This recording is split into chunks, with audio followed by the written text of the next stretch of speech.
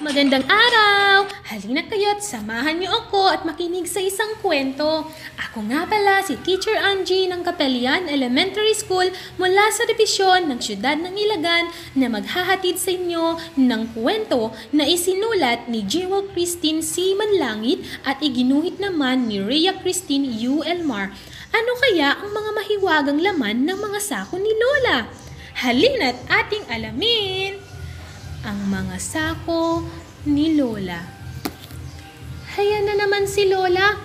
Ang lola kang si Lola Sita. May mga sako na naman siyang hinihila. May asul, berde at pula. Hinihila niya mga ito sa gilid ng kalsada. Ano kayang laman ng bawat isa?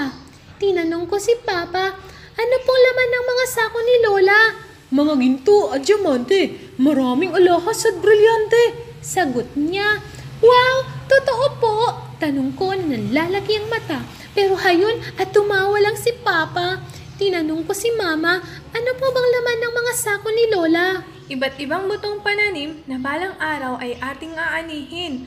May mga buto ng gulay, prutas at iba pa. Siguradong lahat ng mga iyon ay masustansya. Wow! Totoo po! Tanong ko na nalalaki ang mata. Pero hayon at tumawa lang si Mama.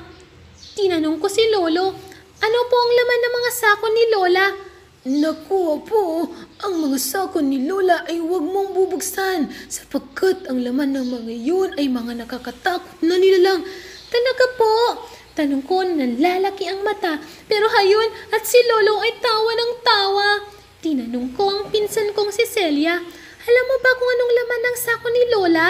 Sasa, akala ko alam mo na ang sikreto. Nagiging Santa Claus si Lola tuwing araw ng Pasko. Wow! Talaga? Tanong ko na lalaki ang mata pero hayon at ang pinsan ko ay tawa ng tawa. Tinanong ko si Kuya, ano pong laman ng mga sako ni Lola? Wala naman talagang laman ng mga sako. Makinig kang mabuti at sasabihin ko sa iyo ang totoo. Ang mga sako ni Lola ay nagiging magic carpet sa gabi. Dadalhin ka sa iba't ibang lugar at sa bilis nito ikay mapapatiri. Wow! Talaga po! Tanong ko na nanlalaki ang mata. Pero hayon at tumawa lang si Kuya. Tinanong ko si Ate, ano pong laman ng mga sako ni Lola? Alam kong hindi ka panipaniwala, pero ang mga sako ni Lola ay mahiwaga. Ibulong mo lang ang iyong hiling at agad-agad itong matutupad. Wow! Talaga po! Tanong ko na nanlalaki ang mata. Pero hayon at si Ate tawa ng tawa. Gusto ko talagang makita kung anong laman ng mga sako ni Lola. Kaya dahan-dahan ko silang binuksan, pigilang hininga at nang hindi mabisto. Laking gulat ko nang aking makita ang laman ng mga sako ay basura. Paglingon ko ay nakita ko si Lola. Akala ko ay papagalitan ako, pero hindi pala. Sasa, halika't ipapaliwanag ko sa iyo kung bakit lagi akong may itinatabing mga sako. Pinaghihiwalay ko ang mga basura. Isang sako para sa nabubulok, isa para sa hindi nabubulok, at isa para sa delikado.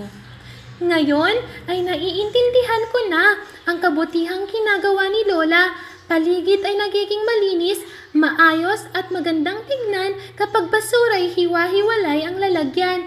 Hayan na nga't paparating ng mga truck ng basura. Tutulungan ko si Lola sa mga sakong dala. Dahil hindi lang alahas at diamante ang maituturing na kayamanan, makikita rin ito sa isang malinis na kapaligiran. At diyan nagtatapos ang ating kwento na pinamagatang ang mga sako ni Lola.